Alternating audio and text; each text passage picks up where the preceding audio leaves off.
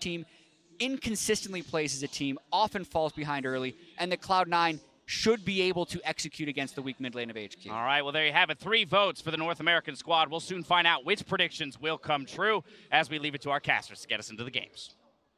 Thank you very much, Dash. AHQ and Cloud9 are preparing for their second game in the group stage. Let's go ahead and start things off with the lineups. First off on the blue side, it's AHQ. Ziv's up there in the top lane, Mountain in the jungle, West Door mid, AD carry on, support Albus, and Coach Green Tea. On the other side, on the red side even, we have Cloud9 coming off that loss yesterday to SKT. Impact in the top, Contracts in the jungle, Jensen in mid lane, and Sneaky and Smoothie are your bot.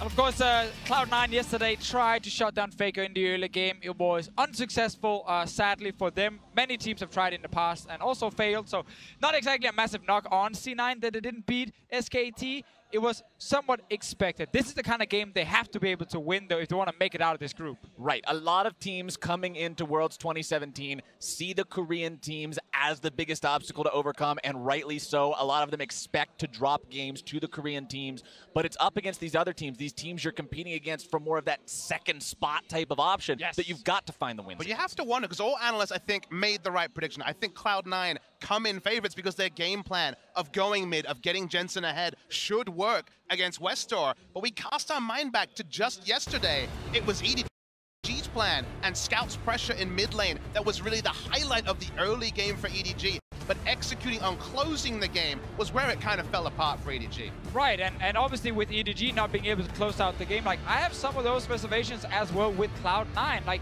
they're not a team who consistently just close out games when they get ahead early on, and AHQ have shown many, many times here on the international stage they can play late game team fights. And I think you and I both come in with the mindset of go mid lane, get Jensen ahead. Absolutely, right game plan. The what if is what happens afterwards and whether they can actually snowball that quickly.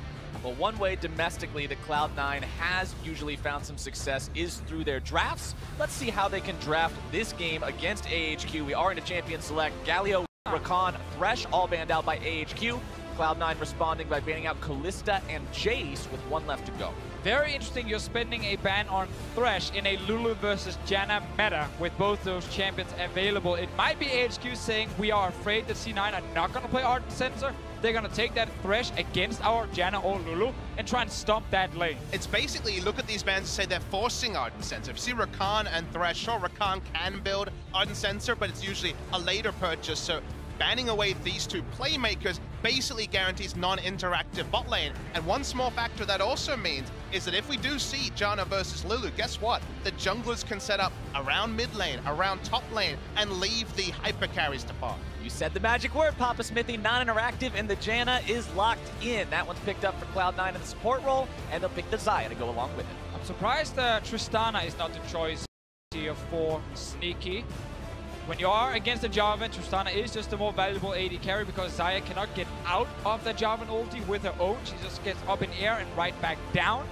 But clearly favors the Xayah here. Also maybe expecting AHQ to take the Varus in case he would actually take the Tristana, which is a matchup we've seen quite a few times go in favor of Varus. And just like you guys predicted, Janna comes out on one side, Lulu comes out on the other side. You're just smart prediction. We did it, guys. We're in there, boys. This is why you two are the experts. Janna and Lulu picked up for the supports. They also got the Kog'Maw in there for the AD carry, and the Jarvan that was picked up first and foremost as Jungle Ezreal locked in for Contracts. Becoming the North American special. We saw from Immortals yesterday. We see it here for Contracts, who has played the more aggressive style of junglers in recent mind. Even Warrior Rek'Sai was a bit of a Contract special. They're gonna play around mid. That's our expectations, because now we see hard hyper carry support and AD carry synergy here, and almost it becomes an arms race of how many gold runes are you taking, who's going Relic Shield and who isn't, is almost the kind of sub-story of what happens in the bot lanes. But like I mentioned, when you see these bot lanes, maybe this means that Mountain will be freed up to really focus on trying to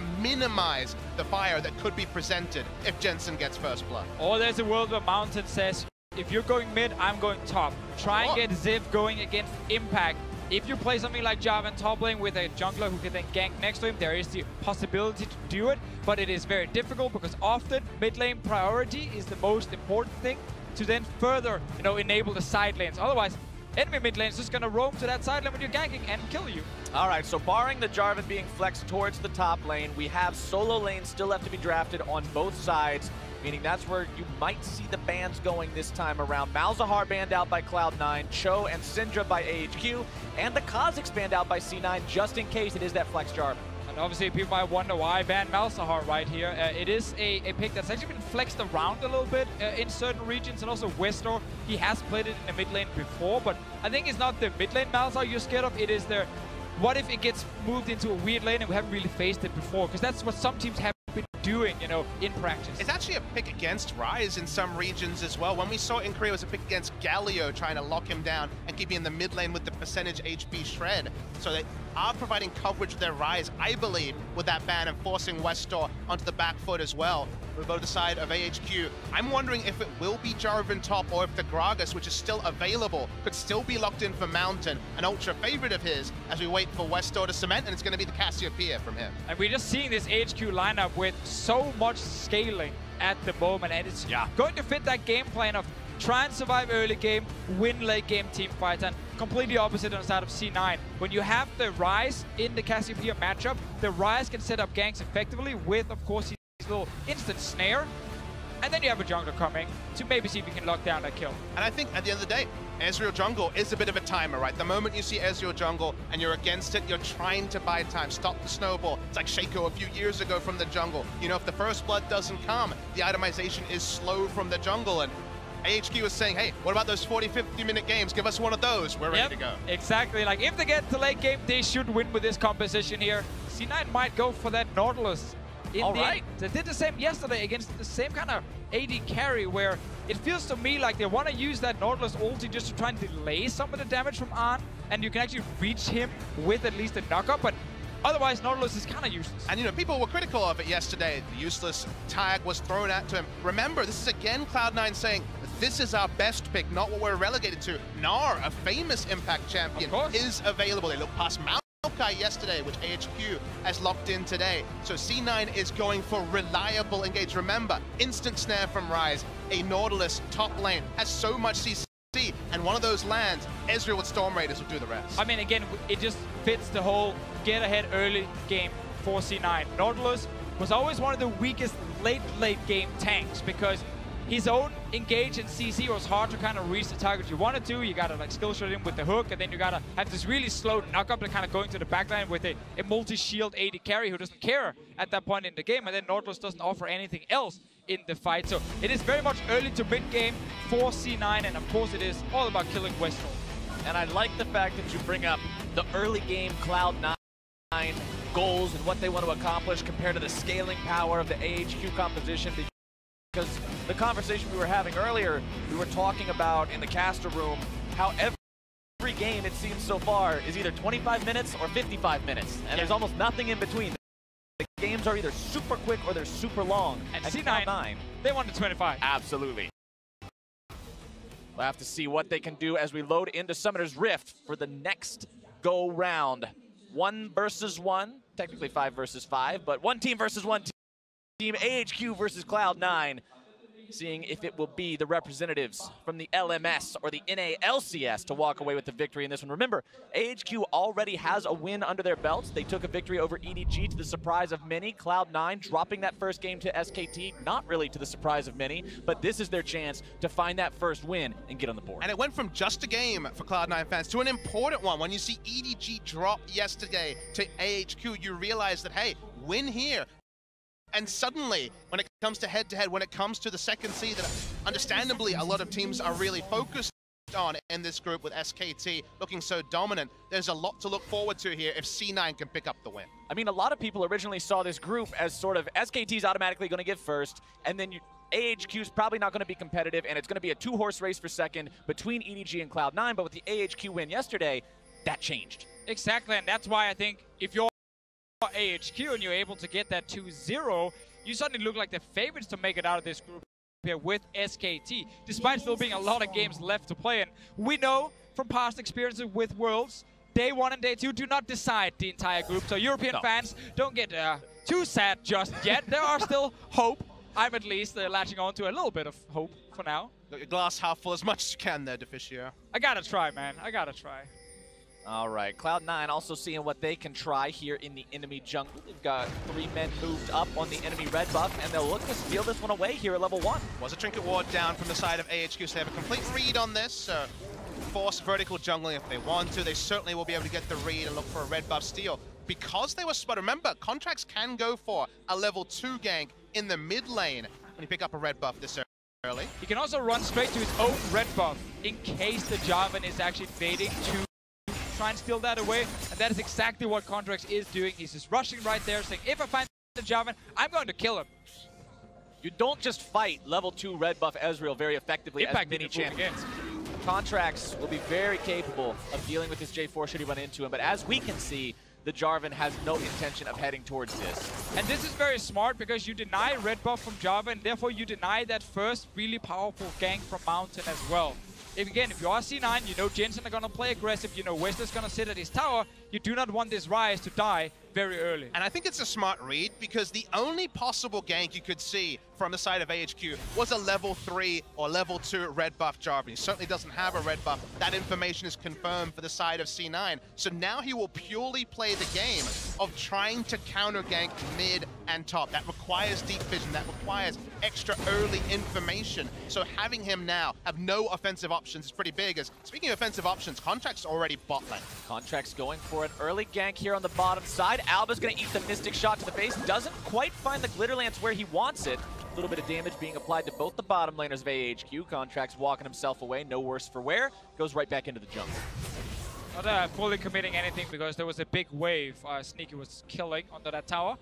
Not ready to leave. As one of the worst feelings as an AD carry when you're sitting and about to pick up a big minion wave and then your jungler is actually ganking for you. You gotta skip that wave and rush forward. Sneaky says, no, just step away, Contracts, go back to your jungle. And speaking of bad AD carry feelings, I remember earlier in the season when Doran's shield got the buff, there was Sven and other AD carries saying, no, not my item, I'm going Doran's blade. How do those AD carries feel now that apparently you can go both sides relic shield? We're going full gold generation in the bot lane, such a far cry away from longsword pots like we had a few patches ago.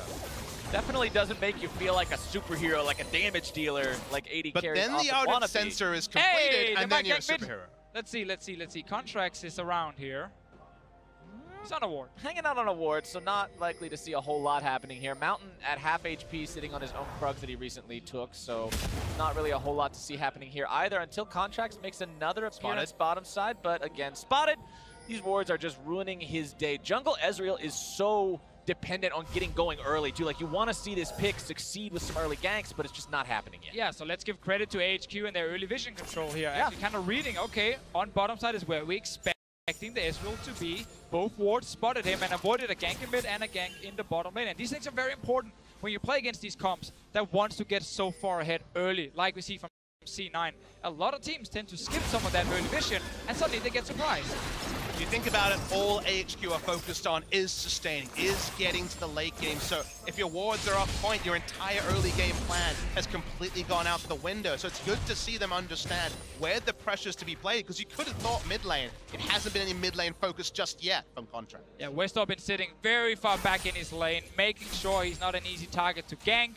Of course, after seeing Contracts down in the bottom lane, Mountain are able to go in and steal away most of that Raptor camp and get another deep ward, while Contracts is stuck on the Crux, which kind of sucks a little bit for the S. Will take a lot of time for him to actually clear it in the end, and he's not able to apply pressure right now because he's trying to make sure he's not falling behind in experience.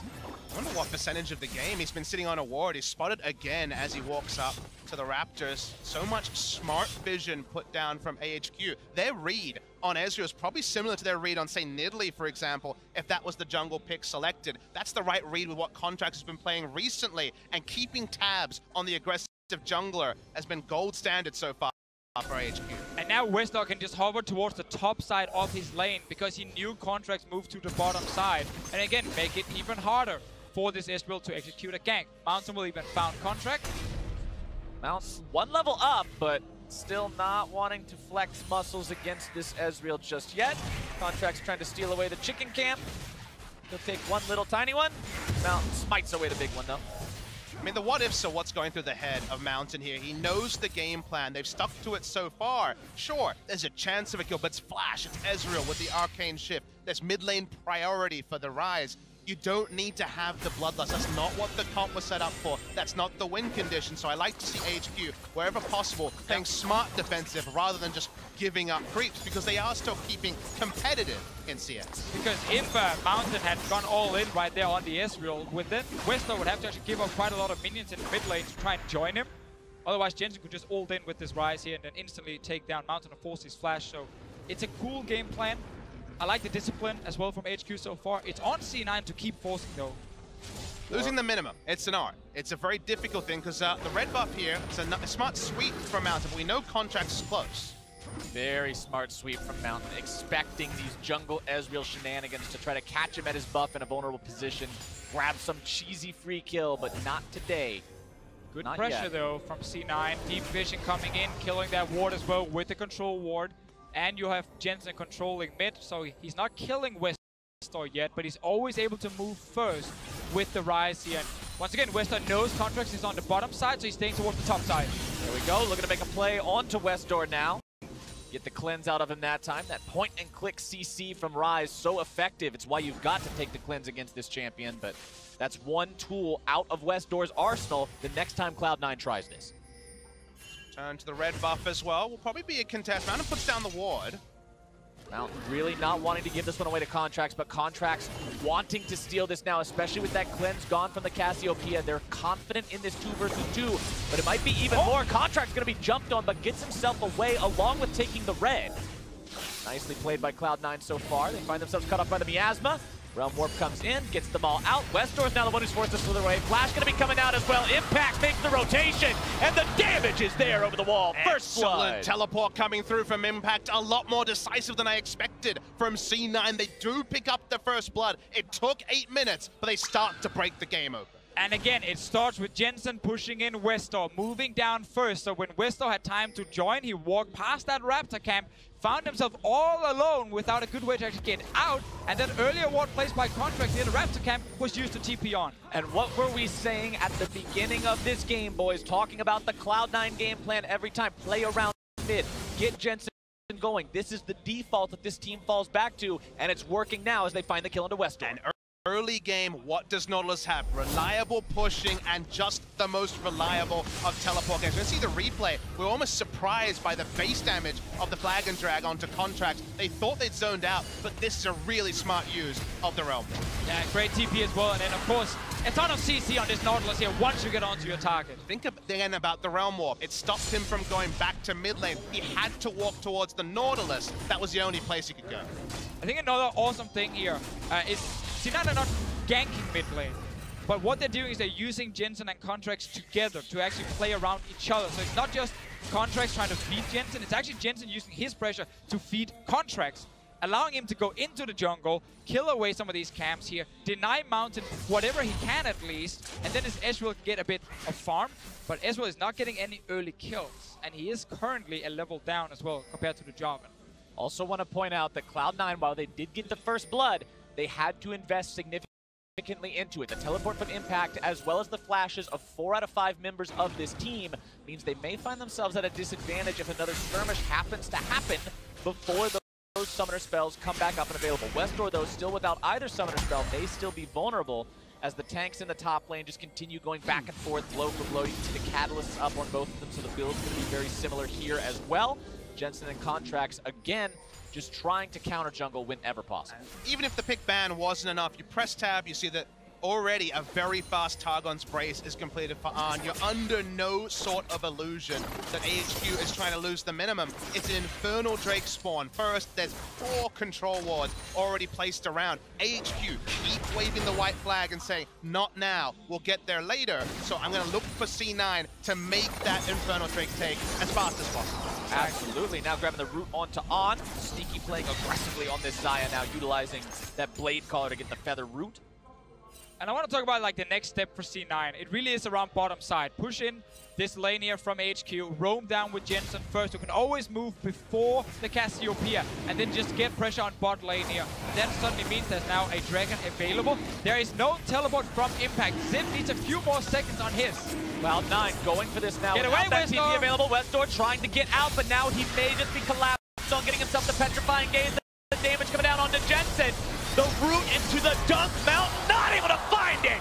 And Contracts fires the true shot barrage. And Smoothie showing why he took Janna early over the Lulu, because there is a Jarvan on the other side and you can deny so much damage from AHQ lineup by using this ulti perfectly from Smoothie. Another shield coming in as well. Jensen making sure he stays alive. And AHQ did not need to make that initiate. It looked like they could get away scot-free, but they give up 2 kills. Not yet the Infernal Drake, but when you have that sustaining playstyle, that defensive playstyle, sometimes you go awry. I am pretty sure AHQ are saying we need a few more seconds for teleport. We can then actually fight and stop them. But because of the ulti from Ryze, the fight breaks out way earlier.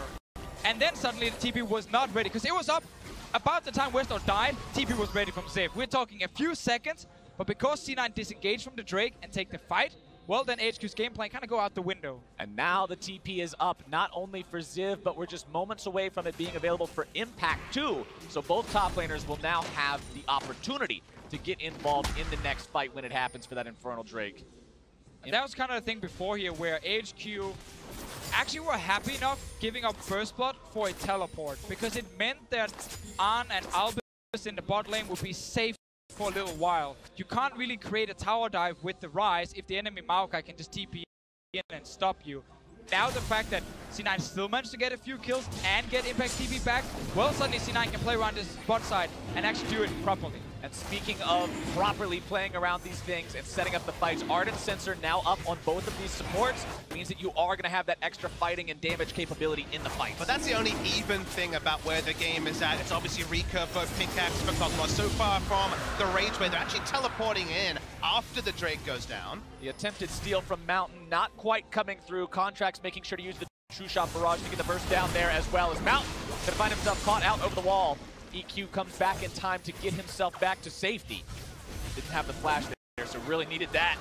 Contracts now chasing further after Albus. A little bit more damage to do the trick, but the flash away from the Lulu keeps him alive. Smoothie and Contracts continuing to apply the pressure after grabbing the objective. Yeah, because now it's Ziv without teleport, because he was trying to use it there very late for that Drake. They could never actually fight. So it was just a bad call from Ziv and AHQ, and C9 will now get full control on the bottom side. Ryze can move down, they can even TP in, and they will get a lot of damage on tower. Yeah, the snowball plan's really working here for C9. When you think back to what happened when the double kill came through from C9, honestly, I think taking away the aggressive control wards that C9 had placed down to allow, say, a level 11 Realm Warp from ruining bot lane was higher priority than denying an Infernal. You already have a fantastic late game fight on the side of AHQ. You don't need to fight for everything, and choosing between what you give up and what you fight for is what AHQ drafted themselves into. They drafted themselves into that corner. And that's why it's actually a shame, because the first 10 minutes we felt like they were really following that game plan, not taking any risky fights, not giving away anything. Westall played super safe in his lane. After 10 minutes though, that game plan kind of disappeared, and they were suddenly calling for fights for no reason at all. It's cost them now twice, and C9 have already picked up the first tower. I mean, let's talk about what would have happened if it was, say, match teleports, a 5v5. It's Abyssal Mask buffing up the Ryze damage versus a Catalyst and some other tank items. It may have been Ardent Sensor on both sides, but the Rage Blade wasn't complete yet. They didn't have the tools to fight, and it certainly didn't have the levels and the time to fight. So that's why it's so strange. The teleport came in, the fights went in. It's been up and down from AHQ after a solid first 10 minutes. AHQ will need to continue playing patiently and safely if they want to be able to win this game. That is pretty much cemented at this point. But if you're Cloud9, what's the next step to continuing to snowball this lead and getting where they need to go? And I think just following on from that question, it's both teams kind of have to decide, specifically AHQ, what do we have to fight around? Because it keeps morphing as lanes get longer, as the ability to put down wards on first Rift Herald, then Baron gets longer. It's so hard to choose, and it evolves depending on the mistakes you make early. Yeah, the plan here for C9 now is to continue playing around Sneaky and Smoothie. It's actually not about playing around Jensen specifically. They just need him to push the lane and be able to move to the 2 side lanes. He can then either go bot lane and gank, or go top lane and secure another tower or Rift Herald. He's going for the gank option. Bottom side is going to be Impact, locking down the Ziv with the CC. Nature's Grass comes out. Ziv trying to buy himself some time to get away from this one, but I don't think it's happening today. The damage from Jensen should be enough to take him down. Flash away. Oh. Twisted advance onto the scuttle grab, but Jensen will flash right after him, landing the root. Now Westdoor showing up, dropping the miasma. True shot barrage coming down. They're bringing in the cavalry, and Jensen grabs the kill onto Ziv. Now Westdoor sticking around a little bit too long. Petrifying Gaze not quite going to be finding the stun today. Contract looking to chase him down, but now the combo is interrupted, and Sneaky grabs the kill and him out. Like bowling pins, they come one by one and get bowled over by C9. All they can clear is some wards on the top side. Just a bit of topping up with the Monsoon. And it's going to be mid lane turret, and this snowball is starting to crash down the hopes of AHQ. From a snowball, looking more and more like an avalanche. Cloud9 building this lead, going from the early game into the mid game, rotating around as a team, finding these picks, finding these moments. Let's take another look at how it happened. This situation here when Jensen is deciding to go bottom lane, it actually gives AHQ a chance to make a play on the top side with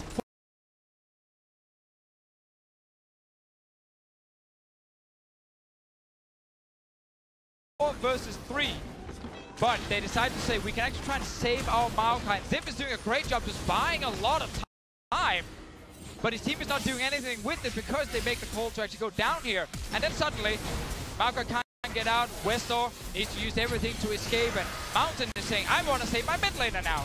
And you look at the minimap and all they really got was a couple of control wards around the Rift Herald, and then because people are living so long, because earlier damage was a bit higher than expected, commitments are being made, and that's where I feel the communication, that final killer call of commit or disengage is starting to go awry, because in a couple of half-second decisions, AHQ have really opened up an advantage for C9. Yeah, it really seems like AHQ are deciding on a play, and then no matter what happens, they're going to stick to it. The call there was try and save Ziv, and that's why they kept walking in one by one. Even when they could have just stepped away and let him die and nothing else could happen. Same with the Drakes earlier, where it very clearly seemed like they were saying we need to fight for this Infernal Drake. And then actually it's of course because they were not ready with TP first, and they definitely should not go for the second one. Talking about those Infernal Drakes, it's under a minute now before that second one spawns. That is exactly what Cloud9 wants to see with this snowballing plan. You love to see those high-value Drakes come out when you're in total control of the map, in total control of the game.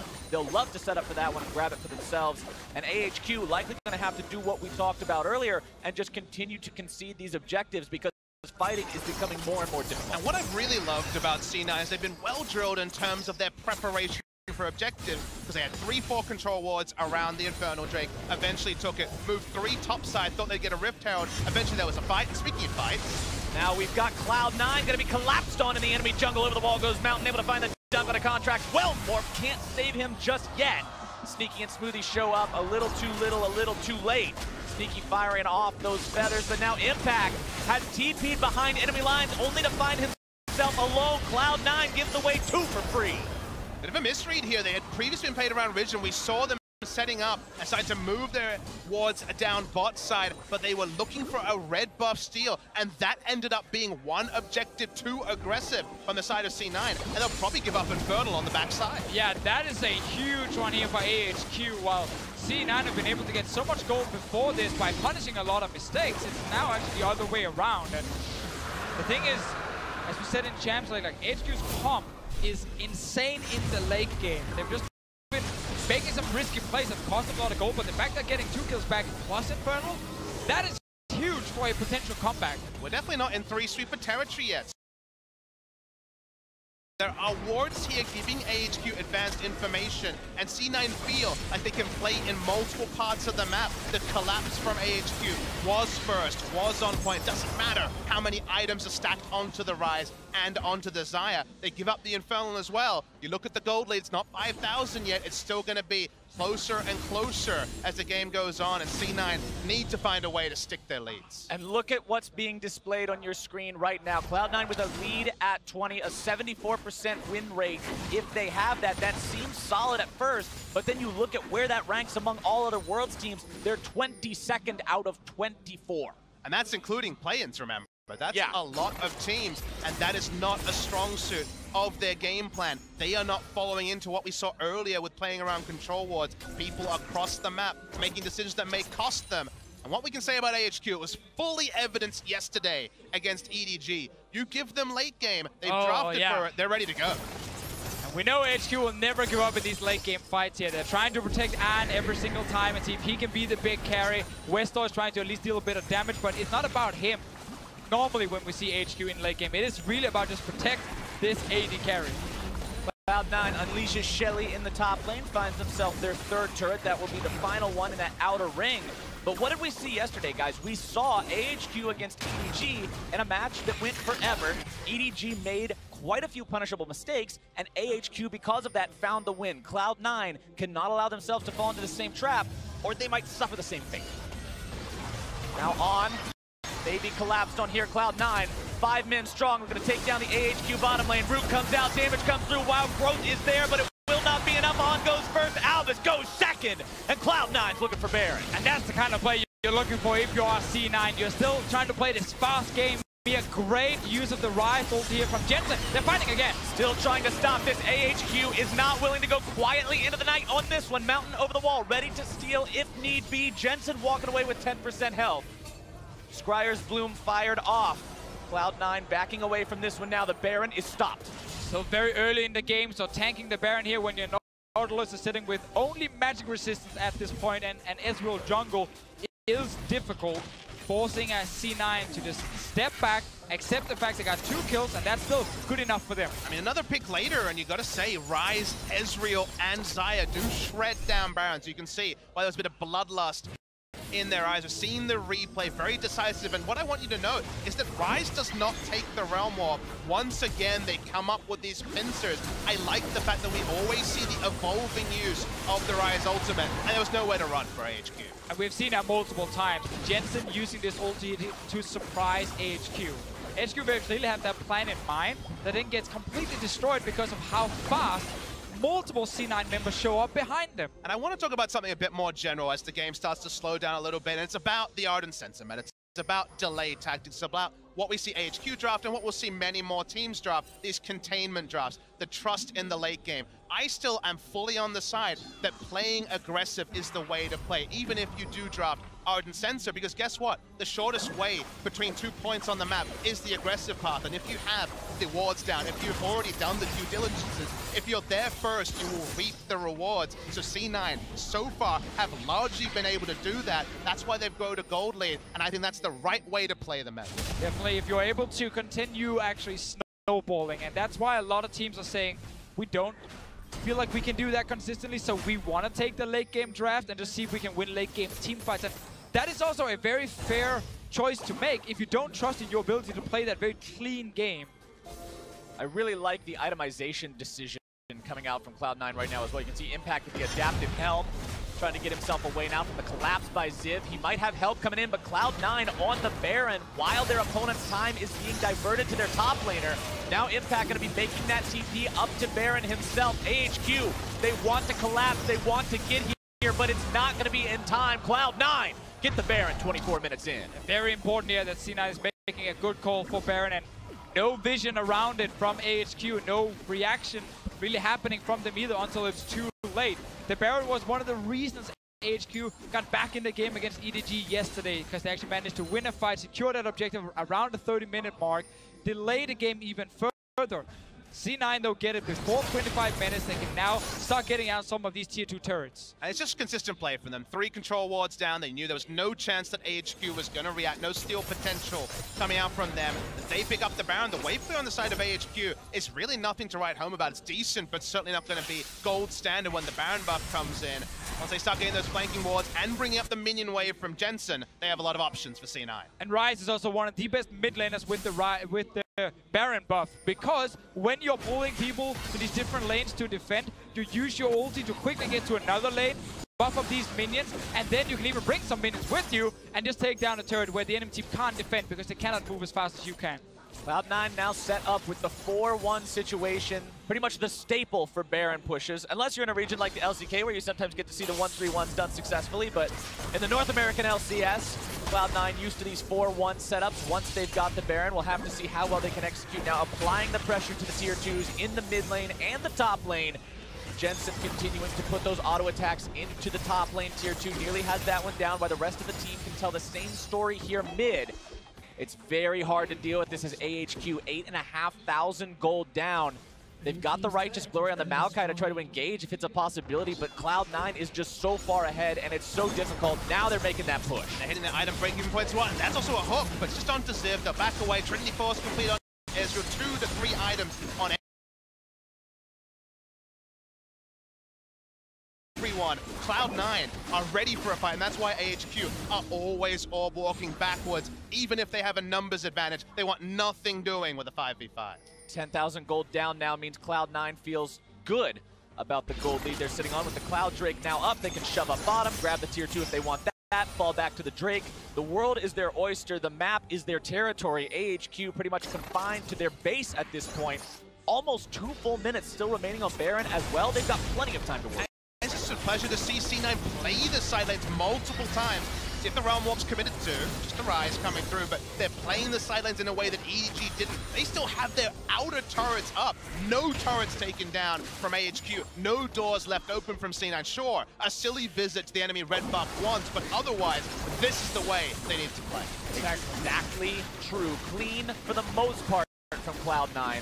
Now with the push-up in the bottom side, they'll continue applying that pressure to AHQ. 1 minute left of Baron buff. Ping coming down now onto the Cloud Drake. Cloud9 thinking of backing off. Not really a lot left to find with AHQ mounting this solid defense, and they'll just fall back to the neutral objective. Yeah. Full reset, go back, spend all the gold right now because you're picking up so many towers. 2,000 on Sneaky, 2,000 on Jensen, and take a Drake on the way out. You've now done your job. And this is again why getting early Baron in these comps that want to really win the game as fast as possible are just so key. And it's one of the objectives we see these defensive teams stall around for a long time. You get these Baron dances that can last multiple minutes, but in this game here, AHQ's defensive vision is very lackluster, and they're just getting pushed into multiple lanes. And you just talked about the buying, how they had to spin that gold. Gold in your pocket doesn't do anything for you, but now big items coming online for these guys. Seraph's Embrace being picked up by Jensen, the Infinity Edge picked up for Sneaky. Their impact in these upcoming fights is going to be significantly more than it was before, and you've got to be that much more careful if you're AHQ. You're at the point in the game where the current situation with the map and the current situation with the gold deficit means that one big mistake and this game's GG. It's good news stories everywhere up the side of Cloud9. 11,000 gold, supremacy in every lane. Really makes you cast your mind back to yesterday where SKT really put Cloud9 to the sword in similar fashion to what C9 are doing here. Remember, EDG's the other team in this group. If we see EDG play like they did yesterday, there is a world where you leave day 2 and sure, it's an early prediction, but feeling really good about Cloud9 maybe getting out of groups. Jensen putting himself in the wrong place at the wrong time, pops the Zonias with the Realm Warp to get away to the rest of his team. Redemption comes down, shield comes out, Smoothie making sure that mid laner does not drop today, but he came real close. There's something on the nose about mid laners getting out with teleport abilities and Zonias in China, where the Messiah was made famous. This Twisted Fate engages, or we see, well, speaking of engage. Yeah. That wasn't much of one. The Nature's Grasp just kind of goes flying off to the side. Wave 2 as it passes. That's an engage. As there's your engage. The hook lands onto the enemy support. The Ardent Sensor is gone. Sneaky's grabbing a killing spree, and it's time to cut down that tree. A double kill for Cloud9's AD carry. And while it looked very close before with Jensen just staying alive, while the rest of C9, they're very healthy, and they just turned this one around. AHQ tried to find a team fight, couldn't really get it. Mountain was never in range to land his ulti. Ziv will go down a second time in this game, and now that's an in him. At the end of the day, it's been a lot of they couldn't take the engagements they did. They couldn't fight for so many minutes. They can't contest this inhibitor turret from going down either. And you saw the ult there from Smoothie that gives the Ardent Sensor to everybody else on the team. The attack speed buff is there. The turret is gone in the blink of an eye, and they grab the in. Timing again, because now they can once again go back to base, spend gold, get control wards, and Baron is spawning in about a minute's time. This is the replay from before here with the re-engage from C9, and this Nautilus pick, because he's not been shut down in the early game, he's not having to deal with a Maokai in the late game and match, you know, who's the best top lane there. No, he's still fairly early on in the game where he can just keep landing hooks and line up easy targets for the rest of C9. Good single target CC and nice damage. Yeah, like you say, it's always about the single targets when you have Nautilus and Rise. With the damage that Sneaky already has, it's been the edge complete for a while now. Slow down those single targets, and AHQ, they just have nowhere they can go. They're lucky to pick up a Grom Get a bit of gold at this point in the game. Next Baron is 40 seconds. I'm not convinced C9 need that to close the game, but it'd be a nice cherry on the top of what has been a delicious cake for Cloud9. It's not a need, it's a want, and if Cloud9 want it, they can take it at this point. 13,000 gold up on, looking to put some damage here into Smoothie, grabbing a good chunk of his health bar on that one, but Impact is channeling the TP to make his way into this fight. Not quite going to do it just yet, but the Realm Warp is down, and Impact is now delivered into the back line. On going to be hit by the ulti, but the damage is ultimately on the Mountain, who gets knocked right out of the fight himself. Westor is going to be next. The Petrifying Gaze will buy him enough time to escape, but On is quickly squished under the foot of the Nautilus. The root comes down. Civ is taken out just a little bit, not quite yet. Taken out of the base. They're going to go for the finish. He's taken out of the base, and Cloud9 again. The Ardent Sensor ulti from the Janna. The one super minion is enough. The backdoor bonus is gone, and Cloud9 will take down AHQ and get themselves their first win. Smoothie may be the most offensive Janna we've seen. No peeling from him, just buffs for everyone. Cloud9 looks super good. Rip apart AHQ with a plum. And now suddenly, what does that mean for our last game of the day? Because unless EDG can correct their mistakes from yesterday, Cloud9 to me are favorites to join SKT out of the group. After a game like this against AHQ, where we saw C9 invest in the early to mid game, say we know we can get ahead early on. We know we can then actually close out the game. We can set up that vision properly. We can secure the Barons. And they did that very, very well. AHQ committed fully to just go to 40, 50 minutes. Nothing else. They had no real way of responding in the early game. And sadly for them, C9 are better at snowballing than EDG based on the two games we've seen today and yesterday. AHQ made the mistake of betting on the slow-paced fiesta type of a game where nobody wants to do anything, we all just dance around, we have a good time, and then 55 minutes we flip a coin on a team fight. That wasn't the reality. Cloud9 was able to execute, and for Cloud9 fans, you've got to be happy to see them pull this off after what was, like you said earlier, Papa Smithy, a very convincing defeat yesterday at the hands of SKT. The team is not shaken. They're still in a good place, and they were able to find a strong win. I mean, decisive League of Legends out of Cloud9 is something their fans have been looking for all year. Even essentially when Reaper came in, this was the final point they hoped they'd reach. They've done it in a single game. Doing it in this group is not going to be trivial. And remember that AHQ, sure, they looked to late game, but then they made half measures towards fighting in the early games. They didn't even go all in. They still made a couple of bets and said, hey, if we get the gold now, maybe it's going to be 40 minutes, maybe it's going to be 35 minutes, but they really cemented their downfall. And that was really just the weird thing with AHQ, is the fact they gave so many windows to C9 to force early fights, especially with that Rise ulti from Jensen that he used to perfection. Well, with C9 picking up their first win of the group stage, let's go ahead and toss things back to Dash and the analysts to get their thoughts.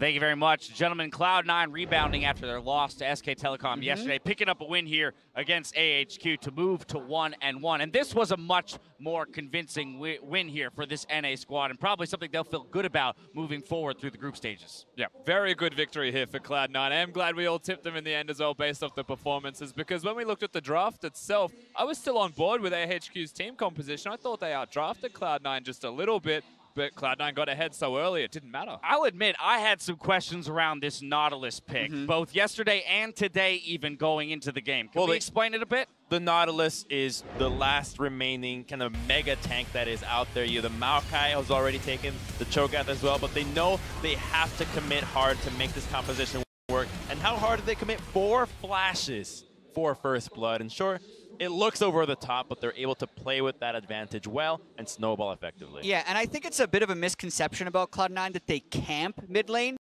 They go mid lane to get advantages in an efficient fashion. They actually have negative jungle proximities when compared to other North American teams who play against Cloud9. And we saw it this game. They go mid, everyone uses flashes, and then they scatter to take the advantages towards the rest of the map. And that was kind of the story of this game, is how much they paid it forward once Westor was a complete non-factor, because they got control of the mid side and then were able to win bot, control Drake, and take control of the game.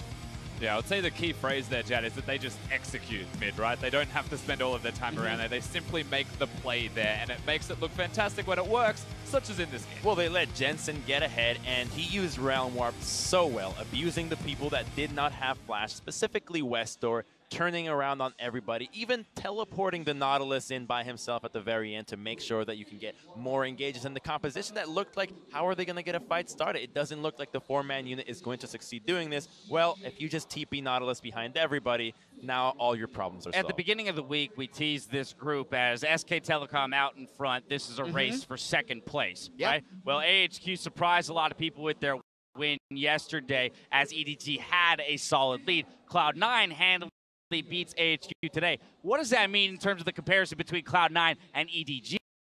I mean, based on the 2-game sample size, woo, go NA. They're 3-0 today and easily out of this group. In reality, we still don't know yet, because EDG, I think, played well below their level against AHQ, and I think AHQ had a lot of the same openings against EDG and Cloud9. It was just a matter of Cloud9 executing a little bit better. We don't know what the matchup's going to be like between EDG and C9, and if EDG beats C9 twice, they're probably through the group no matter what, so I still need to wait and see for that one. All right, we're not ready to call anything just yet. Enough from us, though. Let's head over to Shox to hear from C9's jungler. Thank you very much, guys. Indeed, joined here by Contracts, who's playing the Ezreal the third time we see it here at Worlds. It is obviously a bit tough. We saw a good early game and not winning from Xmithy yesterday. This time it was a bit slower for you. What do you think is the most important thing about playing jungle Ezreal and making sure it wins the game? I don't know. Jungle Ezreal is like pretty tricky. I'm still like not fully like 100% like really. I don't know. I'm just not super good on the champion yet, and I still have a lot to learn for him and his playstyle. But you just want to like get the enemy jungler behind early and invade his camps. I wasn't able to really fight in Jarvan early, so I think that was a really big mistake on my part. I feel like I could have found him more and get better vision in his jungle. But yeah, I think just being a really big factor in the game early is important.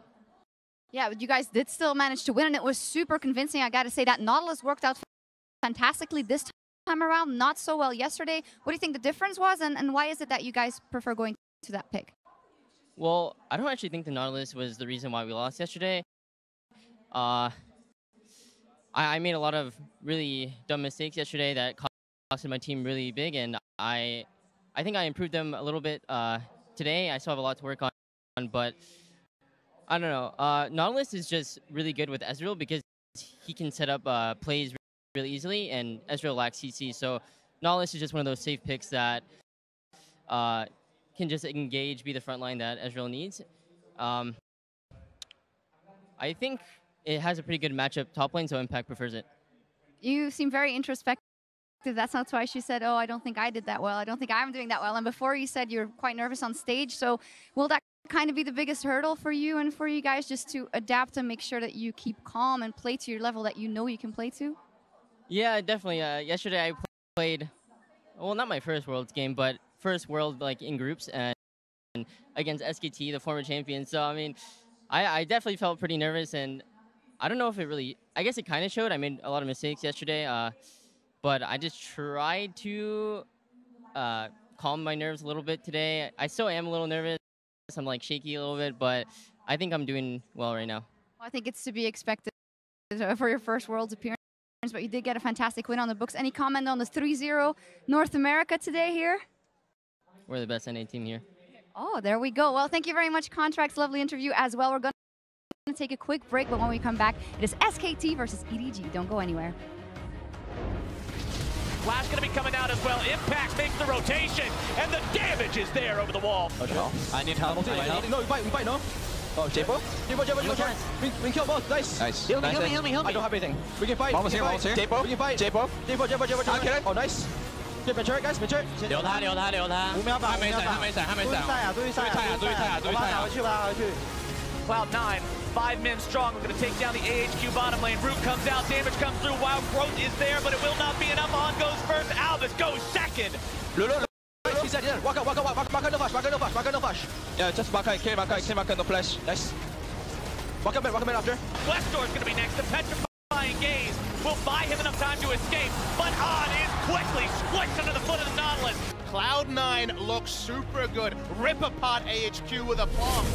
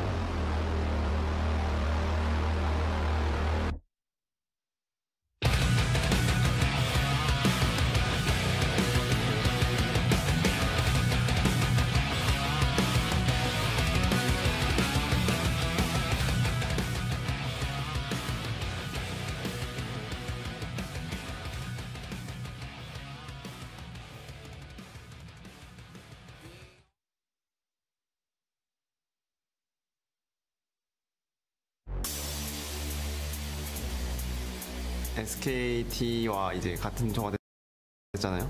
그거를 보고 저는 이제 좀 드디어 한번 만나보는구나 라는 생각이 들었고 지금 와서 보면은 제 작년에 저는 정말 못했다고 생각해가지고 이번 롤드컵은 정말 제 나름대로 자신 있는 그런 시기인 것 같아요.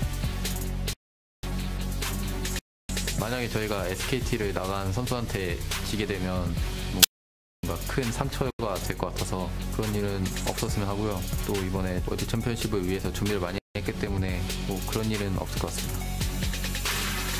페이커 선수는 엄청 많은 걸 얻었고 이제 저는 이제 출발하는 그런 선수이기 때문에 이제 페이커 선수 이긴다면 이제 스스로 이제 만족을 할 수 있을 것 같아요. 자기가 이제 할 만큼 성장했다고 그런 증명을 할 수 있는 것 같아요.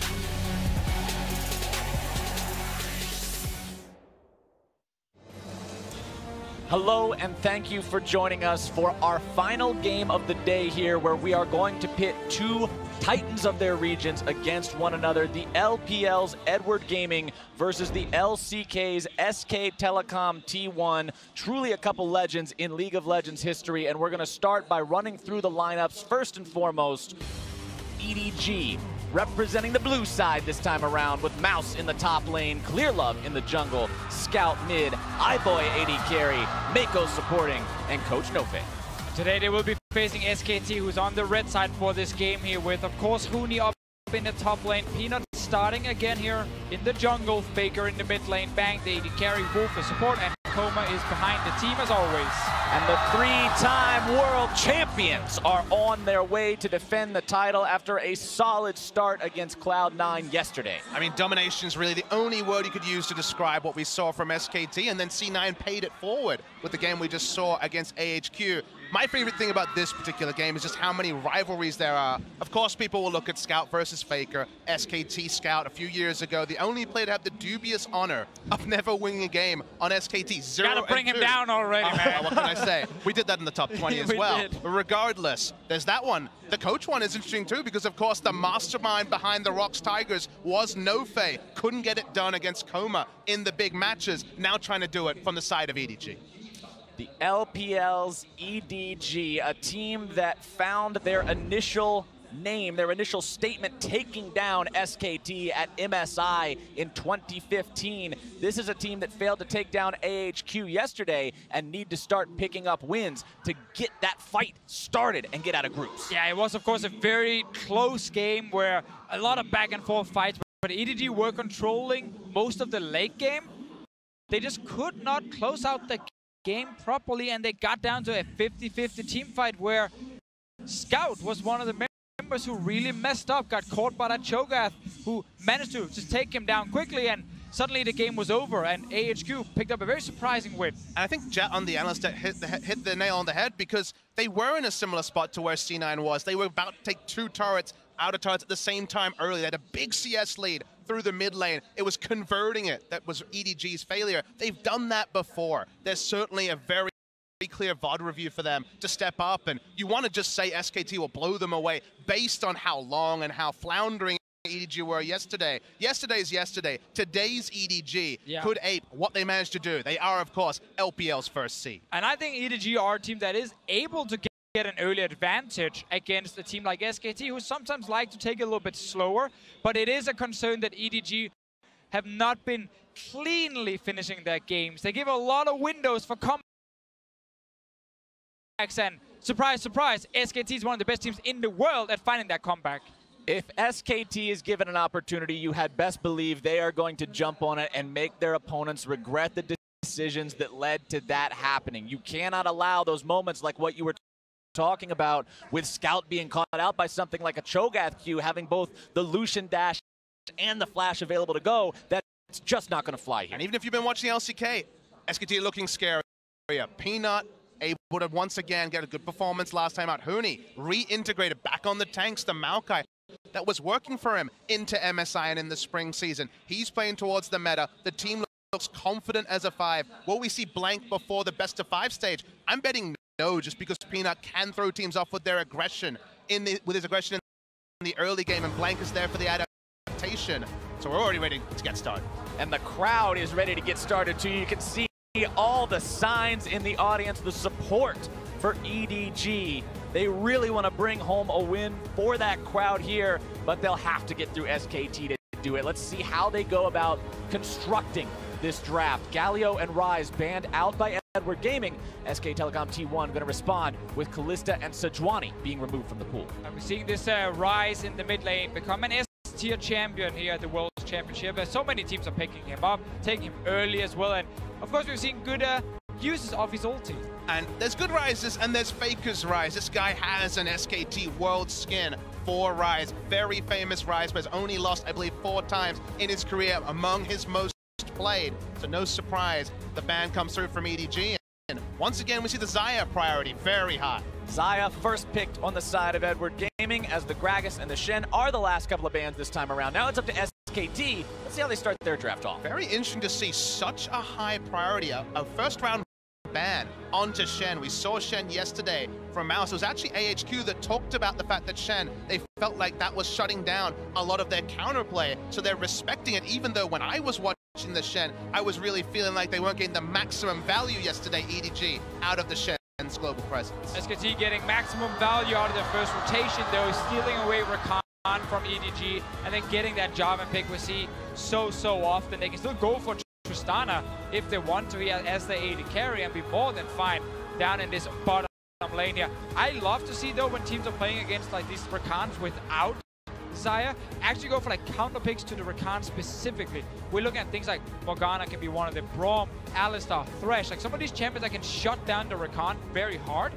Not in this game, though, because, you know, Janna, Lulu, Art Sensor is a thing, so it becomes just the safe Janna choice. Well, the Janna picked up, that means the bottom lane is finalized there for EDG. Xayah plus Janna. Then you've got the Rek'Sai in the jungle. Meanwhile, SKT, they're going with Jarvan most likely in the jungle and the Rakan Twitch bottom lane. And that's also where the Janna gets more value against Jarvan specifically. We saw it in the last game with C9. Like, you are this Jarvan here, you want to EQ combo into a fight, instantly you get ulted by the Janna, you're out of it, and you're actually not adding a lot of value there. And I think the Twitch is a nice pick here. It's not a big one for Bang. Prey certainly a famous Twitch player, but Bang in and out in terms of his champion pool. I like it because you see Rek'Sai and you're like, well, backline threat is not there in the first 3 picks. You're feeling very safe to lock in Twitch. Pass-through damage will be a thing, whatever is locked in for the next 2 picks for EDG. So Twitch has been situational so far at Worlds, but I think it's going to keep rising in priority. And as expected by what you've seen so far in the first part of the picking, the banning in the second part will reply in kind, as the top laners are being banned out by SKT, Renekton and Trundle taken off the board, while EDG removes LeBlanc. Smells like Cho'Gath suddenly coming in for Huni, and then they can last pick mid for Faker against Scout to make sure they have basically lanes or solo lanes that can handle themselves. They don't actually necessarily need a lot of help in case you want to play around this bottom side where your Twitch is already sitting. So with the Trundle ban, which is one of those Cho'Gath counters we can see, but sadly I've not seen actually so far at this tournament, but obviously Huni loves to play this champion in top lane. And there's different weeds that people will have. Other teams that play around their top lane that don't have Faker in the mid lane might lock in mid here to potentially flex the Jarvan, but SKT does not play top lane Jarvan with any regularity, so they're happy to go Cho'Gath, one of the dominant picks we've had so far at Worlds, and now Scout has to blind pick for mid lane. And we also need some magic damage from EDG, so Lucian should not be an option for Scout, even though he loves to take that champion. Corki is available for him to pick. Syndra is also there. LeBlanc is banned away, so he can't go back to that one, and he's actually going to Lucian. Okay, fair enough, you swap into Rumble. I'm just going to say very quickly, I do not like this. You're going to get so damn outscaled, it's going to hurt EDG, and they showed yesterday they could not close the game in time, and now they're opting into a snowball comp. When your #1 tank is a Rek'Sai, your comp might have some difficulties in the current state of the game, but that is what EDG has opted into. What do they want to play against the Lucian? They've banned away LeBlanc and Cassio, we see it often. Will it just be a farm lane, and a farm lane that can go? Certainly Araya. If you checked in at MSI, you'll remember that Faker had struggles in this match. He's played it subsequently. He's been just fine. They're going for Orianna, they're going for scaling, and I see you rub your hands together, Deficio, because there's a certain time reader, around 25 to 30 minutes, where you only look at SK Telecom. And I'm looking straight at Clearlove on this Rek'Sai. Now, Rek'Sai, good early clear, can gank in the early game. Clearlove is a player who's not been performing at Worlds. this is the game for him to prove every single hater wrong, because he needs to be so active in the early game, shutting down multiple lanes on the side of SKT in order for EDG to get a big enough lead. I mean, it probably has to go Warrior, even though there is no front line. He does not have Rise Instant Stay. He does not have the Twisted Advance. There is damage in the lanes, but not reliable CC, so he managed to do it in the LPL Grand Final with the reverse sweep. His experience came in at Trump in front of his home crowd in Wuhan. He needs to do it again. But you've got to be so careful, Papa Smithy. You end up going with a Warrior on this Rek'Sai. All of a sudden, you have 5 members on your team that make a delicious Cho'Gath burger, and he is going to just go to town with those feet. You can build a Cinderhulk and a Warmog. He's got no front line EDG. Sorry to say, Rek'Sai can only do so much. This is definitely a game of timers for Edward Game. You can hear the crowd roar. They are ready to go. They want to see an EDG win here. You can see the signs. You can hear the cheers. This is the game where EDG could tie up their score, but SKT is going to be a real hard opponent.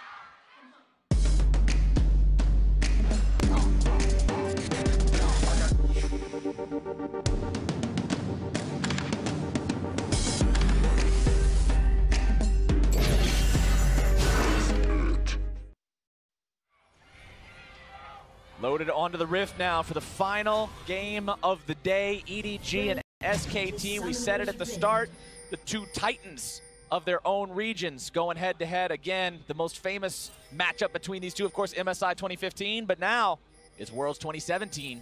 Let's see what they can do. And I want to talk very quickly about the Rumble and the Lucian, the very last rotation here for EDG in the draft.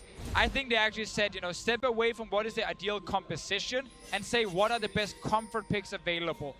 Mouse's Rumble is actually very, very good, and he's able to have a lot of impact in mid-game team fights with it.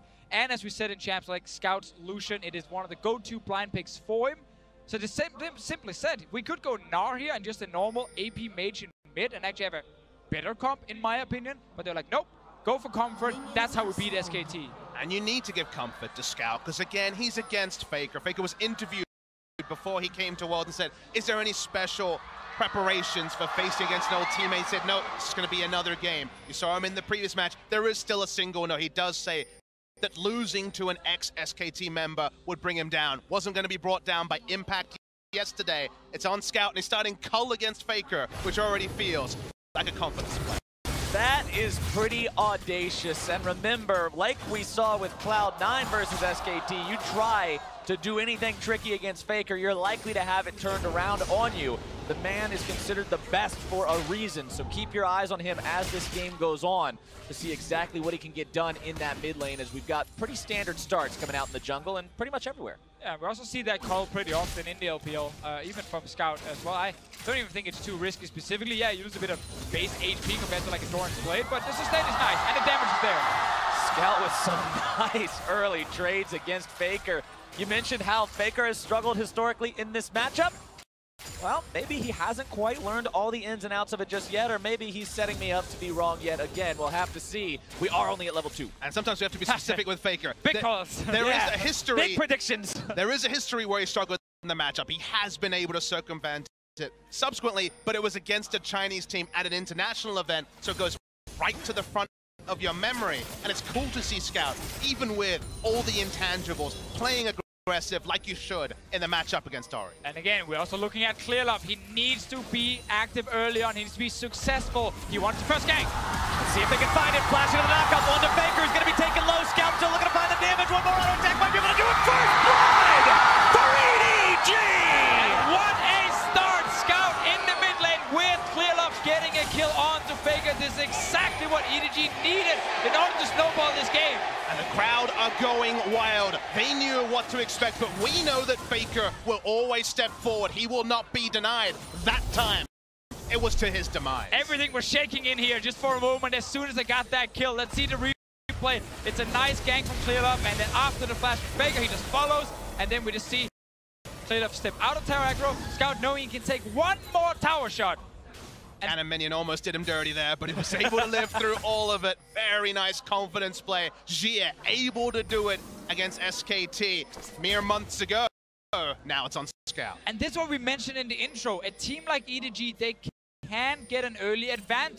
They can get some of these kills early on, and they need them so badly, because we know the SKT late game with the draft and with the players is amazing. So you do not want to go there if you're EDG. Almost feels like the Janna is wool over your eyes, because otherwise no relic shield on their side. We see it engage. Nice trading coming out from the EDG bottom lane. Bang gonna be losing about half of his health there. The Blade Caller finding the route to allow that little bit of extra damage from the auto attacks on the end of things, as now Peanut looking around this mid lane. Definitely be 3 pushing lanes for EDG, and only Peanut to punish them. Counter ganks would spell his demise. No flash up for Clearlove, we should mention. Both flashes used to secure that kill. So we're watching Peanut looking to come from behind. He has not been spotted yet. And there's been no camp on the bottom side, so EDG probably does not expect Peanut to actually fade there. They're gonna get surprised now. iBoy gonna be the one who's jumped on. Wolf starting the fight off. Peanut wants to come in here with the flag and drag if he can. Root comes out onto Bang. iBoy still looking to get out, but not quite yet. Barry is down, but he still walks away and survives with his life. And that's why barrier heal has become so common in what is usually very defensive bot lanes. It's not even single-digit HP. He lives with over 250. Barrier and heal is a massive injection, and SKT, even waiting for the engage, wasn't enough. See around mid lane, Clearlove is here again. It is Operation Feed Scout. Shut down a Faker all in one fell swoop, waiting for his moment. Faker has enough mana to still respond to this. Close Scout. to full HP, no summoners. Scout is trying to force him, corral him into being closer to that Raptor brush. Or Raptor camp, I should say. There it is. Clearlove comes over the wall, knockup comes down, more damage goes through. They don't quite have enough to finish it this time, but they will force Faker away. Exactly, they force Faker back. That means Scout can get level 6 in lane now and push in this wave. Faker will return only level 5 and lose some more minions. He's already down 15 CS this early on in the game. We're only 6 minutes into it. So once again, it is the perfect start for Scout in the mid lane. Stats comparison coming up on your screen right now between these two. Scout, 5.2 KDA compared to Faker's 3.6. Kill participation. First place in kill participation from Scout. And KDA-wise certainly is night and day for the side of Scout. Kill participation's a little bit misleading. A lot of team fighting in the LPL. That's true. Goes to the late game, whereas Faker, we all know it, sometimes he just goes top lane, hoovers up minion wave, is more of a 1-3-1 threat. So that part is misleading, but it hasn't been a statistically outstanding season for Faker. Really the excitement for Faker, apart from his legacy, was how he ended the season, pushing through the other best mid lanes in Korea to eventually be stopped by BDD in the final. And EDG, one thing I'm excited about for this team right now, after they had initially found that first blood, this team was up 800 gold. Now later, they're up over 1,000 gold. That lead has been passively growing larger and larger because of the advantages they're just accruing in these lanes on their own. These guys are playing the early game well. Now iBoy and Mako pushing up the bottom lane yet again, keeping their opponents underneath the turret. Almost every time we pan down here, we're seeing Bang and Wolf just stuck farming up underneath their own structures. And Bang is just delaying all his damage in this game here with the Relic Shield. Now Ninja Tabby coming in as his first item. Looking at, of course, Xayah, Rek'Sai, Lucian, all going to his lane and fighting him. So it is an item that will give him a lot of value in terms of the stats, but again, delays his own damage. Call for the Xayah as well, means he'll be able to farm up plenty, recognizing the fact that this lane's going pretty slowly. Clearlove trying to steal away that enemy blue buff from Peanut. 7-1 record for Clearlove as Rek'Sai in summer for the LPL. Now stealing this away, giving it over to Scout. Exactly what they need. And it was fun because when Clearlove, rejoined EDG here and started really finding success with these guys in the summer split once again, Rek'Sai was one of the champions he used very early on when almost no one else around the world was actually playing Rek'Sai. But it's such a signature pick for him because he's not the kind of jungler who wants the big flashing mechanical plays. He needs some consistency, some steady champions. And Rek'Sai, it is so consistent what you can do with these games. TP coming in from Mouse. EDG wants to make the play onto the SKT bottom lane. Heal going to be used. Wolf escaping for now. EDG commits a lot to this. They've got 5 men bottom lane, but they can't find any kills. Summoner spells expended by the SKT support. Gets him out safely. They want to stick the landing and actually take the turret here. Otherwise, it's going to be obviously a big misfire for them. We should have communicated to Mouse there was no summon. There was summoners up, sorry. The side of SKT, so not able to push them down. And Wolf and Bang feel confident enough to return. The turret is close, but it's not down yet. iBoy going to return some fire now onto Bang and Wolf. Gets the blade collar, but only with a single blade. A Scout going in onto Faker, gonna be Shockwave, but the culling still comes out. The heal's gonna be popped. Faker trying to get himself away from this and does do so. Scout not afraid to play aggressive at all now. He knows he's going to win that 1v1, and it's a position he's often in the OPL where he can play so aggressive in the lane. Scout is the kind of player who loves to invade into the enemy jungle and find someone to just skirmish him. He often doesn't really care about the vision or where the enemy team might be. If he can find one guy to duel, he's going for it. Yeah, his first thought is to fight, and in a game like this where that needs to be their game plan, they need to keep snowballing. It's not the worst sort of weapon to have on your team. They love, like you say, with the reliable ganker and plenty of follow-up damage from Scout to follow that. Clear love pathing around bot side. The earlier they can take this turret, the quicker they can start rotating and playing around Rumble's earlier power spikes. But Huni in all this madness has farmed up consistently. Exactly. And Cho'Gath, we know, will be the monster in the late game, and it's not the same for Rumble. After things like the Locket was used all the time, Redemption came into the game as well, and people started getting a lot of access to very easy shields. Things like Rumble had a harder time being super valuable in the late game, because when you lay down that big ulti, which is your main thing you're bringing to the team, and you just see a Redemption and a Locket coming in saying, well, that damage is kind of gone. Rumble loses a bit of value there. Scout going in yet again onto Faker, this time not having the best of trades, only pretty much breaking even, but a nice shield from Mako to help make sure he's fine against the retaliatory damage there. It's actually really big for SKT to be able to steal away the blue buff to balance what EDG was able to do stealing their blue. Notice that Faker went for a respectful Seeker's arm guard first. His mana costs were going to be an issue, so picking up the blue allows him to just passively wave clear and not actually lose turret HP if he was denied that pickup.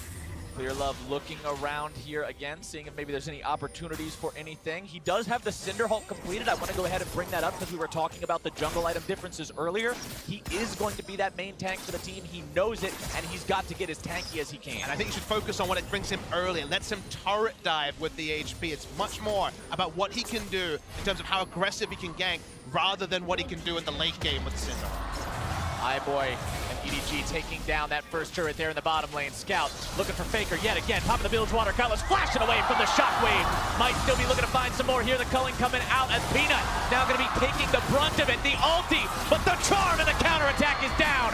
Clear Love's forced to flash away, and EDG will not find success this time. Fancy moves right there from Scout. And I gotta say, I'm not a fan of Faker even taking that fight in the first place. He's going with this build that's very, very slow, and he actually just baited in his own jungler and support to come and help him. If you're Faker, you just want to wave clear. Never try and 1v1 the Lucian this early in the game. I mean, he had first roam from his support, so I think he just saw blood in his eyes. That time, it was never going to be there. Like you say, the items weren't there to complement it, but we saw Boy and Mako sticking together. Wolf made the first roam, spared any blushes, but still, the CS lead exists for Scout. And now EDG gotta make a decision here. Do they want to go top and try and get another tower, or do they want to go bot lane, push out the lane, and secure Mountain Drake? It looks to be the call for more turrets. Simply saying we need the outer turrets gone, we need more gold, so Scout can become a split pusher. And the immediate gold is really what I take away from your point there. Rumble wants to get the first item, wants to get his power spikes going with the Liandry's. The Mountain Drake really represents a later game win condition they're not looking for at all. So making this rotation compared to, say, Reckless, for example, returning to bot lane, is just different priorities for the side of EDG. And I really like going for the tower. Sure. Because again, Mountain Drake, while it is nice for you when you're going to kill objectives later, you need gold, because you want to be an item ahead of SKT. So when they're trying to fight back, when Baron spawns, you just win that fight straight up by being so far ahead.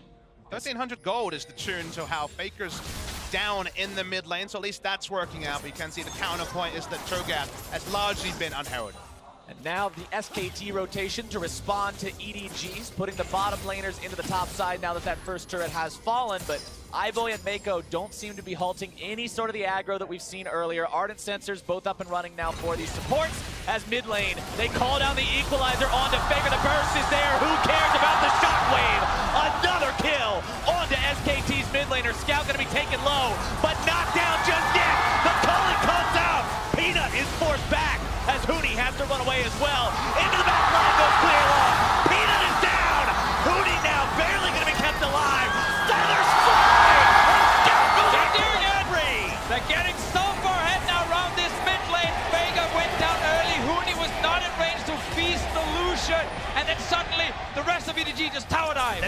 either going to keep pushing. Twitch stayed in the top lane. Everyone from EDG were going to commit to the turret dive. Faker did not have flash. The Feast was not even able to get a trade kill for Huni. And the mid lane is in complete shatters for SKT. This is not what people were expecting from this game. You never head into an SKT game expecting Faker to be the one who is constantly collapsed and just taken down. We commented on how Cloud9 tried this and failed. EDG is doing it with spectacular results, but now they've got to be worried about their own top laner as the reinforcements arrive. Faker keeping himself alive with that shockwave. Mouth's going to be taken very low, but Huni is rooted up, locked down, and pushes a one-way ticket back to the spawn platform. Huni just got denied again. He's so close to be able to feast someone for the kill, but then the CZ comes in. I love this play here. No flash on Faker, instantly Mouse committing everything to take him down, and now Huni gets enough damage to actually kill the Lucian, but at the very end, the knockup from Clearlove prevents the Feast from the Cho'Gath, and now we get the tower dive. And the tower dive here, we talked about what can you do when you have a Rek'Sai this early with Cinderhawk. Dive.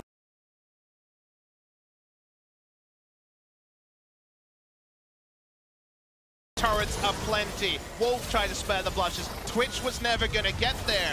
EDG, you said in the draft division, I don't like it. And based on what we saw yesterday, you were vindicated. Everyone was right there. All the armchairs were there, right there with you saying, don't like it either. That's not the EDG I saw. They can't close from the early to mid game. They haven't closed yet, but their understanding of how aggressive they needed to play is really heartening to see. They've done everything right here in the early game, and I just want to give so much credit also to Clearlove, the man who's been criticized so often for his performance on the international stage. One of the best players of all time, if not the best player of all time in the LPL, is now showing up here in the early game on this Rex. I've been involved in almost every single kill. It's been around the mid lane. Scout was picking up basically all the gold, and that is perfect for EDG. And Clearlove playing here in his hometown of Wuhan. The man is from this place. That's part of the reason why the crowd is so insane for EDG. He is doing them a wonderful service right now, having an awesome game on this Rek'Sai. The 1-0-3, part of all but one of the kills. The only man doing better than him is, of course, Scout, with full kill participation on this Lucian. So let's take a deep breath. EDG, massive driver's seat in this particular game. But what do they need to do next is the question. And honestly, pushing vision into both the top and bot side, the blue and red side of SKT is what we need to see EDG doing. Too often in the LPL, you can see them make aggressive plays when they feel like they're ahead. Certainly ahead, 5,000 gold. But that gold lead could start to get smaller. It gets less relevant as the game goes on. So continuing to snowball with smart vision is what I want to see from EDG. And it's interesting they're actually keeping Scout in the mid lane for now. He's far and away the strongest member on the team, and normally you want to put him in the side lane, but they're saying we can take the tower with just a Xayah and then secure Rift Herald. Once the outer turrets are gone, then Scout can split push. Let's see what happens. Bang trying to start the fight out onto Scout here. Nice flash over the wall, staying alive, avoiding the recombo. As now that he's safe, EDG feels comfortable putting effort into this top lane tier 1 turret, continuing to take the Rift Herald. Things are going their way. And they're trading up beautifully here. They had the equalizer in bot lane. That's why Mouse stuck around. Level 11, 2 points in the equalizer. Clears out the minion wave, delays the timer by which SKT can crack their second turret of the game. Meanwhile, Lazy 4 and a Rift Herald already obtained by EDG. SKT stealing away the enemy red buff. They'll take down their second turret of the game, and now Mouse gonna be the one caught out, returning a lot of damage onto Peanut, forced to flash out of that Cataclysm to stay safe. SKT does get that objective. It takes Faker a little while, but at least he gets it, gets that local gold, gets himself a little bit more caught up. He's got a ways to go. And the reason we pointed out much earlier that SKT is the kind of team that where you can get these early leads against them. Here. Oh, actually. Bang finding himself getting culled pretty quickly. Scout's not going to chase that one any further. But basically, SKT during the summer split, and even also before the summer split, we saw this at MSI as well, like, they have these games where they're drafting very defensively, and they are falling behind early on, especially man like Faker can be a target for a lot of ganks, but also in the bottom lane, we've seen Bang struggle against some of those, junglers early on. SKT have been in this situation multiple times, and in the LCK here in the summer split, where it's been a little bit more shaky, I feel like they've lost more of those games than we normally see from them. I think that's a correct read. What was working for them at MSI is that even when other lanes were on fire, and Faker himself fell behind at MSI, Huni was actually having massive performance. You remember, he was taking all the gold between 15 and 30 minutes, picking up all the CS, being a powered Galio, I guess was the meta back at MSI. But what's happened since then is Huni hasn't played that much in summer. They've gone for Untara, much more of a role player. And here we find a game where Huni has a lot of gold. He's been shut down a couple of times, but he's really the benefactor of a slow early game. And they just haven't been playing that style, and they look less comfortable doing it. Now we also got to see if EDG, after taking down the outer turrets, can use this advantage to get that full vision control you mentioned earlier, Papa Smithy. It's always about pushing lanes first, then invading the jungle. Get down the vision, deny the enemy vision, and look for picks. Look for these fights here. Really want to get this Lucian in the face of SKT. Let's see if EDG can steal away this blue buff. For now, that's the concern. Looks like they won't get it just yet. Smite comes out, but it's not low enough. Good patience there on the spear from Peanut. Means he can grab that for himself, but it is denied from Faker. Just contesting this keeps it off the mid laner.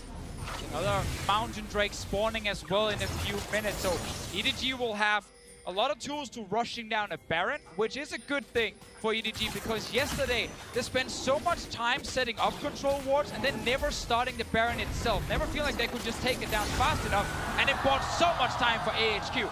This game, with a Fed Lucian, with double Mountain Drake potentially coming for them, then you can start that Baron and take it down very quickly. And you talked about this same principle last game, Deficio, when we saw Cloud9 take the early Baron, how useful it is for these teams that want to win quickly to be able to secure that and snowball that lead and take enough control of the map that their opponents don't feel safe or comfortable going for that scale. And an interesting stat, actually, in summer season, it hasn't been the big comebacks for SKT. At 20 minutes, the biggest gold lead they've overturned is 4.5k. We're looking at a game where that's already been eclipsed. So SKT need to find new favor, need to show they've worked on reintegrating Huni in the 6 weeks or so since the LCK final, because that has not really been their recent experience, even though they've lost a lot of games. Exactly. And if you look at that draft right there, two big tanks in the front with Cho'Gath and Jarvan that won't just die instantly to the AD carries of EDG. You would then have two carries that actually have the ability to reach the back line. You got the ball being moved in and the shockwave from Faker. You got, of course, the ulti from Bang. Scout is getting caught out. Scout in some trouble here. Might have a difficult time getting himself away. Has to try to escape the Cataclysm. Some fancy feet to get out of that one. Make sure he dashes over the wall. Now Peanut, the one in trouble. Can't quite flash over. Nearly getting himself killed. Equalizer comes down and takes him out. Mouse grabbing the kill. And they're just trying to make engage where they don't have the damage. It's not a warrior, but it's much squishier, and there could be more. Now not afraid. They try to go back in. Clear Love looking to grab the ulti. Dive, boy, you got the damage.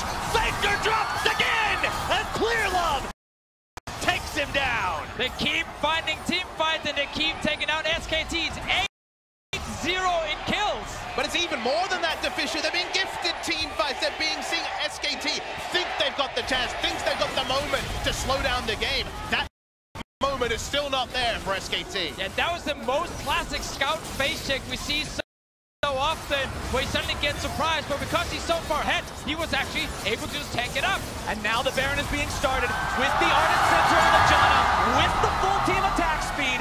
That's the objective they need. And that is exactly what they needed. You just said right there. I don't know why I repeated that point, but I agree. It is what they need. Important point, damn it. It's really important. Scout, stop face check.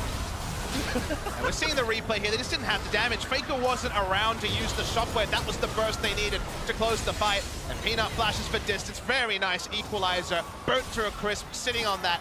More and more kills. And you would think, as a Korean analyst, I would watch this and feel bad for SKT. But they drafted scaling in a similar fashion to how AHQ did in the previous game. And what did I say, Deficio? I said the right way to play the game is to take the risk, is to push for the vision, is to play decisive, and EDG are playing with decisiveness that we did not see yesterday. And it's okay, Papa. You hear with French, you can cry, let it all out. We've got Give you, me buddy. 2 shoulders. I got him. This is the support group right here.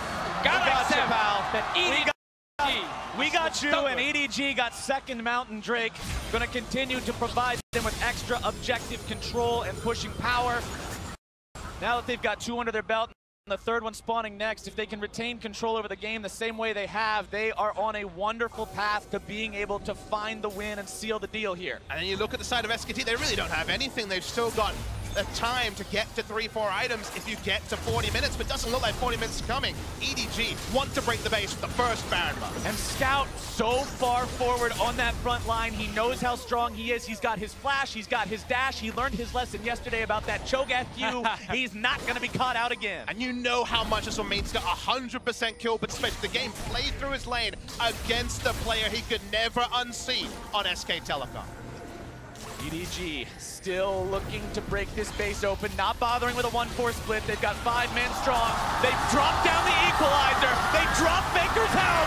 They're about to take him down. As soon as that Zonian fades away, iBoy grabs the kill. Mako taken incredibly low. The poison's still ticking, but it's not going to do enough. And inhibitor number 1 falls 24 minutes in. And these two comfort picks coming in from EDG in the last rotation have been so valuable for them with Lucian, with the Rumble. They said we need Scout on the Lucian mid, so we need AP top. Mouse is fantastic on the champion itself, and it actually allows them to run this snowball comp here, also due to, of course, clear off Rek'Sai. I mean, this sort of early to mid-game comp is not what we've seen win in this tournament. We've seen the games drag out, but EDG are with renewed vigor.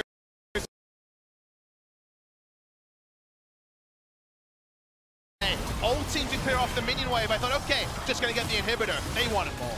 Exactly, and as soon as they get the one, remember they can just take down the tower. And I just want to add on to the point you just made. We have not seen the snowball comps win a lot, especially not against Korean teams.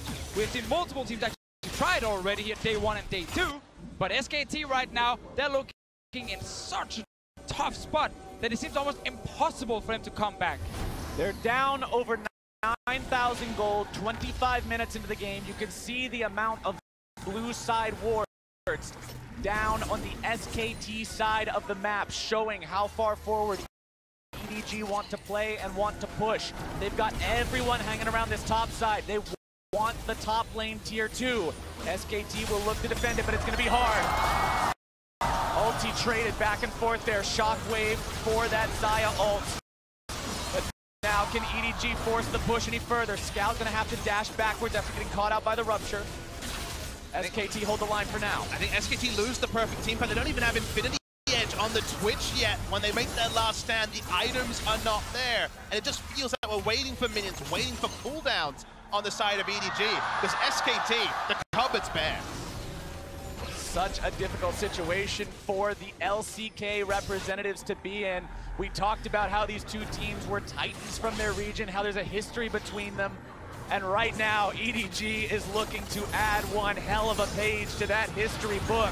SKT still with 0 kills to their name. They lose their 6th turret. And it's EDG knocking on the top lane door. What a turnaround for EDG here. What a confidence booster as well. You lose to AHQ in that last team fight yesterday. A team you played against so many times and know so well. And then, of course, you face your old rivals in SKT again. And you actually win it. You know what the best thing is, Deficio? Do some quick math. If we do see EDG win this game, every team in this group is 1-1. And we are no closer to knowing who will get out. Everyone looks at SKT, gets the mind back to all their worlds win, all their LCK wins, and fills in first spot.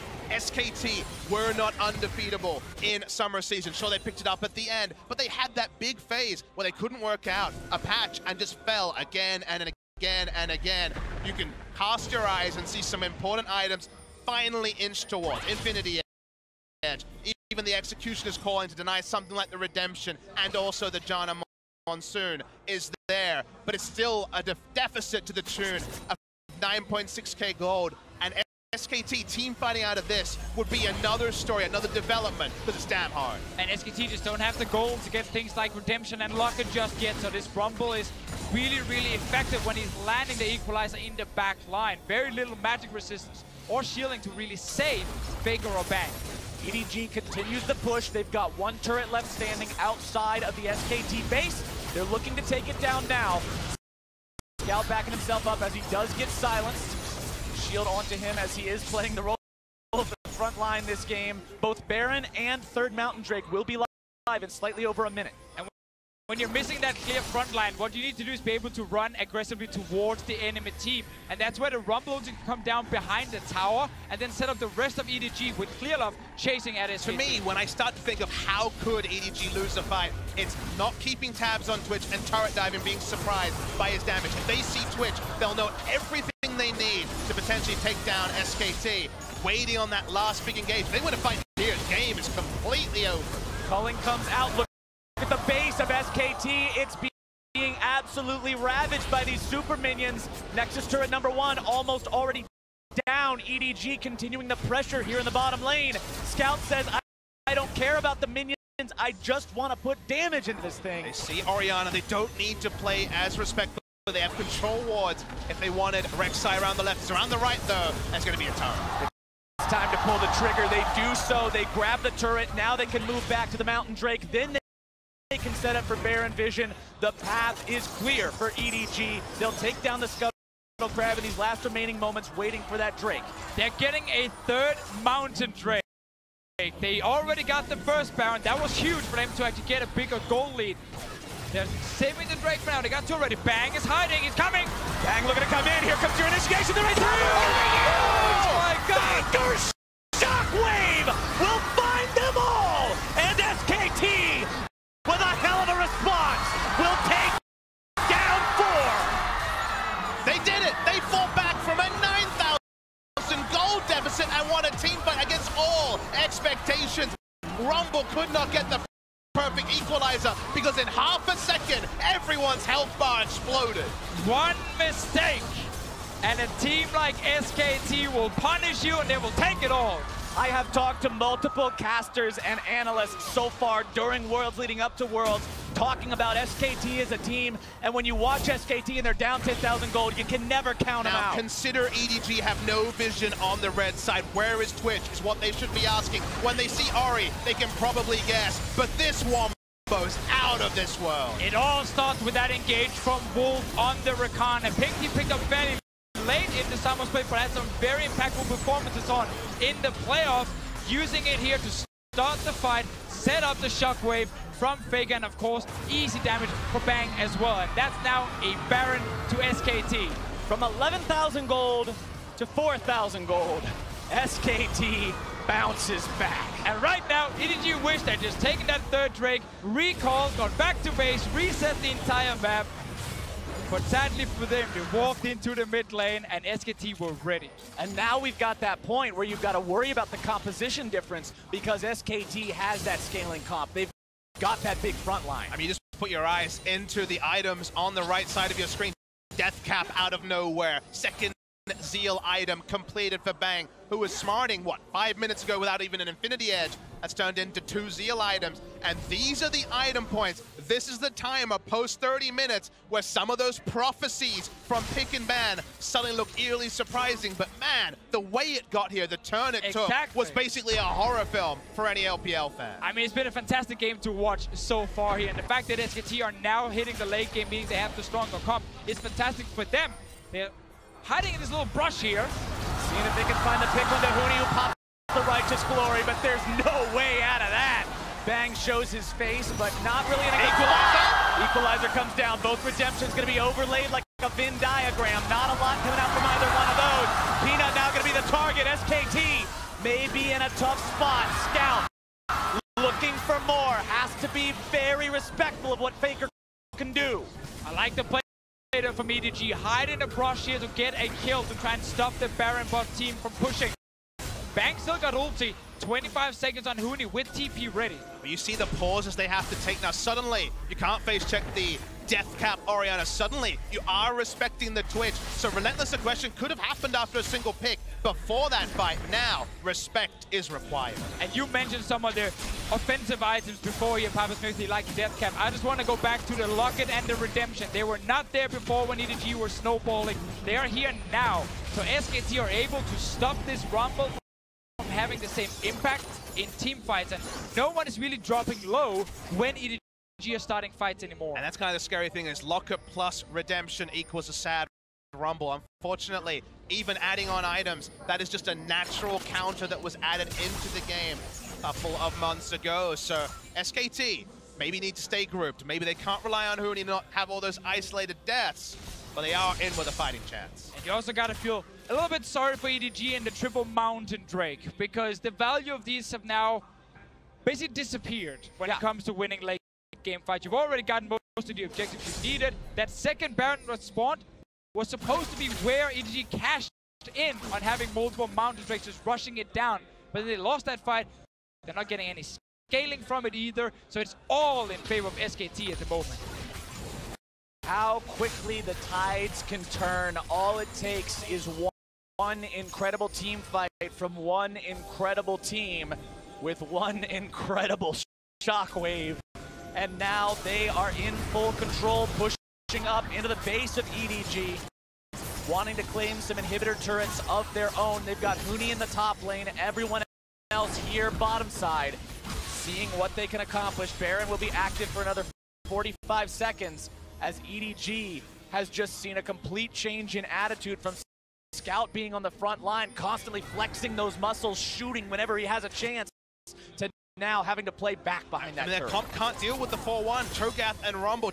Cho'Gath laughs in the face of Rumble. At this point in the game, he's going to take a free outer turret, the biggest factor. Philip wants to make a play on the floor. Love goes in, looks to find the flash into the knockup, but now it's going to be Scout who's in some danger. There comes your finish. They get the support as well. They've got the double kill for iBoy.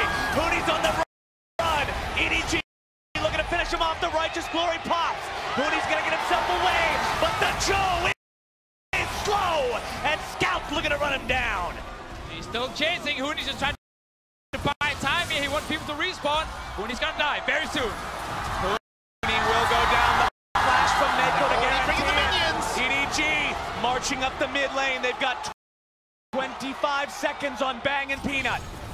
They just need to kill one in him and then straight towards the Nexus turrets. It's just Orianna for 15 seconds. They'll get the respawns. Wolf will be there in 5, but EDG are 5 men strong, and they feel like they can finish it here. Faker needs to try and kill the minions. Shockwave is ready, just a few more seconds. Wolf and Bang are up. Wolf and Bang are up. EDG decides to not go for this. They know that they could go so wrong so quickly. They back away. Great engage though in the bottom lane. They knew Huni was in the top lane. He could not join the fight in time. While everyone was looking at Faker because he was the one clear up jumped onto, Bang actually with flash available ended up getting caught. Consider also that when Cho'Gath is not there, you can't really set the tempo of a fight. You can't know where to put the ball because the fight moves so quickly. The shockwave is almost an afterthought. Bang caught in the front. He actually got hit by the blade.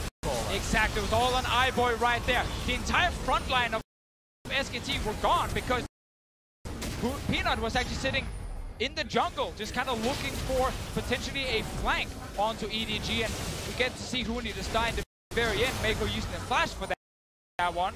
My favorite thing is we're being spoiled. This was not supposed to be a game of inches. EDG were running them over. We thought it would just be academic. SKT only have 4 kills on the board, have not won a team fight, barring the explosive one in mid lane. But suddenly, it's all up for grabs. A gold lead for EDG. So many advantages for EDG. They've done everything but punch their ticket to a single game win in this group. And yet, everyone is sitting here wondering, because we've all had PTSD about SKT coming back. This team is so good at playing from behind, and you mentioned just a few moments ago to Fischio about the status of the Mountain Drakes and how those are not the most useful, but they will provide Elder Dragon stack. Scout gonna be caught out. They get both the AD carry. Scout jumping himself away. Wolf is down! EDG's found one. Clearlove gonna be going into ulti mode to keep himself safe. Bang, but Bang goes bang, bang, bang! Rat-a-tat-tat finds himself two. Now they're looking to finish off the red. Going. Scout drops. iBoy stands alone.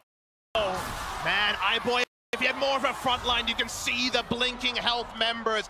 Bang chose his moment, popped out, and the squishy members of EDG were taking down. So often it is Scout starting fights. This time, once again, face checking. But I know I was guilty of seeing the start and thinking, maybe this one, they would win. We all saw it right there, equalizing the choke point, both dying early, but that's where the problem with all these squishy members comes in for EDG, because Bang's ulti will always go through almost all of them and deal so much damage. Now, yesterday we saw twice Scout is caught on Lucian, game ends. He's caught here, he gets equalized, but remember, he gets shockwave, but doesn't matter. Equalizer comes in, but Bang is not there yet. He's not using his ult yet. He pops his ult and silence into 3 shots, and goodbye. 80% HP for 3 members. Very well done by the SKT AD carry. And now with Scout only just respawning, SKT goes to the Baron pit. They look to claim the objective. EDG has no way to contest. This is a double super buff SKT team.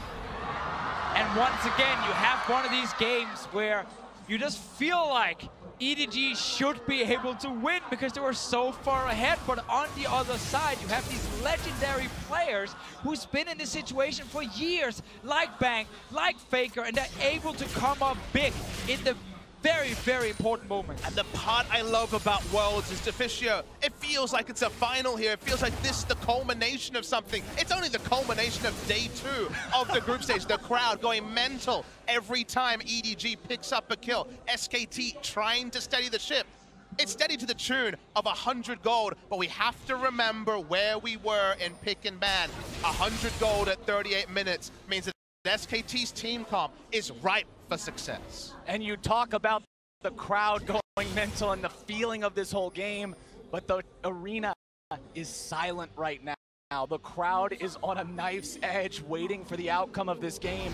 Everyone knows that the next fight could easily determine which Nexus stays and which one explodes. It's on the individual talent of EDG to win the next fight. They will not have anything going in their favor other than just purely the mechanics and how they're using these specific champions here. We gotta get the perfect equalizer from Mouse. We need Klilov to get a good knock-up on the backline of SKT. Scout and iBoy have had good team fights. They need to find another one to win here. They're against the Baron buff and the Elder Drake of SKT and the late game comp.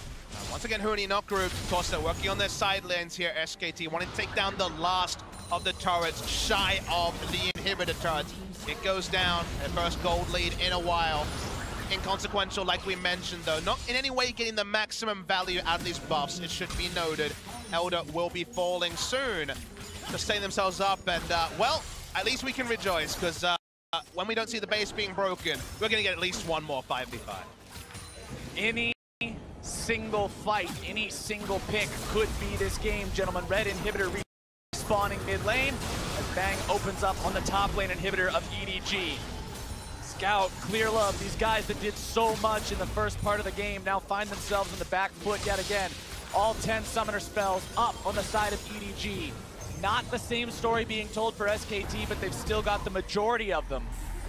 It's like you said, Deficio, it all comes down to who plays it better. Gold doesn't mean anything. Everything before this point is just moot.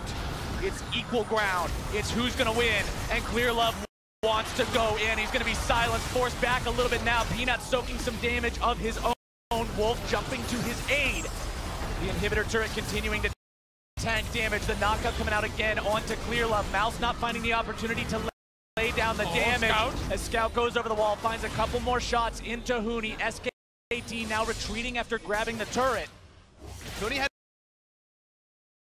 fallen low. They would want to stay here longer. Massive group minion wave pushing in bot lane. They prepped many moons ago. Huni will, with the war marks though, be able to, out of combat, get that health up. Bang, of course, does not want to ult to try to take down the inhibitor. It's still going to be a bit of a seesaw, but look at that minion wave in bot. Scout getting himself away from the rupture. The minion wave bottom is going to be an issue here soon. EDG holding on for now, but who will they send to deal with that minion wave, if anyone at all? Inhibitor taken very low. Bang still invisible, now shows himself. That means EDG knows exactly where everyone is, but it doesn't look like they're going to be going for the fight just yet. Culling comes out, but to no real effect. Faker going forward, wanting to find that shockwave, instead gets the ult for ult trade. SKT will start to move towards mid lane. That will relieve pressure, and we'll be able to clear out the minions in bot side. but they do lose their inhibitor. It was unfortunately a seesaw where there was only losing options for EDG outside of a miracle outplay on one side or the other. Again, we get one of those moments. Oh, maybe not. Oh, Clear Love could be in some real danger. Has to flash away from the cataclysm of Peanut. SKT now looking to run these guys down. Can't quite do it. Clear Love's got the tunnel. And that one was very big for SKT because the main engage of EDG is Equalizer and then Clear Love flashing in, knocking up someone in SKT's back line. That is now gone. And just to be clear, that basically means they don't have initiation. That is about as situational as can be. The moment you're laying down the equalizer to slow people, you are losing massive value out of it. The early game plan where they were forcing SKT on their turn, initiation didn't matter. Now, where the game has become line ball, those few tiny mistakes they made, that one team fight in mid lane, and the team comp really doesn't have the answer. And that's what we said in Champion Select, that EDG had some fatal mistakes on day one, and every one of those windows that you even leave cracked open, SKT is gonna kick wide open. But let's be clear, take the advantage. AHQ had gaping open windows. The gust was coming in, it was a big breeze, everyone felt it. I put on a jumper. The windows here were much smaller, and yet SKT did SKT things. Exactly that. Mooney gonna take about half his HP and damage there. Gold difference over time. You've got a lovely blue mountain range that suddenly dips into a lake of blood, and that blood has been SKT's lead. Has been EDG's lead, excuse me, SKT's revenge as they break down inhibitor turret number 2. SKT are feeling so confident moving forward, hitting the turret, knowing Clear Love can't get onto them very easily. iBoys had some good moves where he actually caught out Bang with his own Blade Caller, but then he needs to play very aggressive in the fight and exposing himself to a shockwave or maybe to Bang's damage with that ulti from the Twitch. Scout getting himself away from Faker. Culling comes down. Equalizer also going to be used. Redemption now to continue the fight, but it's Clear Love who drops first. SKT continue the charge. Clear Love taken down means there is no front line for EDG. SKT continues the push. The Featherstorm comes out but won't be finding anything. And SKT will look to end the game here. Scout barely getting himself away. Now going to be juggled around. Now going to be brought down. Faker grabs the kill. Bang with the killing spree on the Scout. Watch iBoy. No matter how bad things looked, SKT still looks to finish here. iBoy alive. You've got to be mindful of the Xayah. Mako there to give him the Ardent Sensor. Look to keep him alive. iBoy knocked up. Now going to be juggled. Now taken down. SKT, legends for a reason, find their win. SKT are the best team to ever play League of Legends, and that man has been there for all of it. I couldn't see a way back. The stats couldn't see a way back, but one team fight initiated by Wolf, just like his famous Zyra flash in at MSI. He went in on Rakan, the Bang was able to clean it up, and from there, you see the resigned looks on EDG's faces. They've had one stolen from them. I just still want to give so much credit to EDG and how they played that early game. Aiming for that Lucian in the mid lane with Clear Love on his Rek'Sai, camping Faker, shutting him down. Scout was so far ahead. They get Barons, they get everything they needed. At some point in this game, it was 8-0 in kills to EDG. And that's the thing. It's what you said, Papa Smithy. There weren't these giant gaping errors. There weren't these huge flaws. EDG played so well for so long, but you give SKT an inch and they will take miles. They were up in gold for 35 minutes, but guys, we talk often about honorable losses in League of Legends, where a favorite comes in, an upstart team, or in this case, a team that was coming off a loss yesterday comes in and they want to take them down. But this is an honorable loss for EDG, but what does that count for when suddenly you're 0-2 in groups? You were so close but couldn't get over the line. You're still in a bit of a hole. EDG will still need to emerge. The Wuhan faithful rising for them was not enough, and sadly for EDG, they only come away with this disappointment. These kind of losses sometimes suck the most. Yeah. If you get completely stumped, you kind of laugh at it and say, yeah, we weren't good enough, you move on. In a game like this, you're like, we had it. We were winning in Wuhan. We were beating them. We needed one more fight. And that fight went in favor of SKT. And that's the problem, of course, when you draft the early game comp, you lose that one big team fight, suddenly it swings the other way. It was a crazy comeback, but for more on SKT's magic moves, let's send it down to Dash in the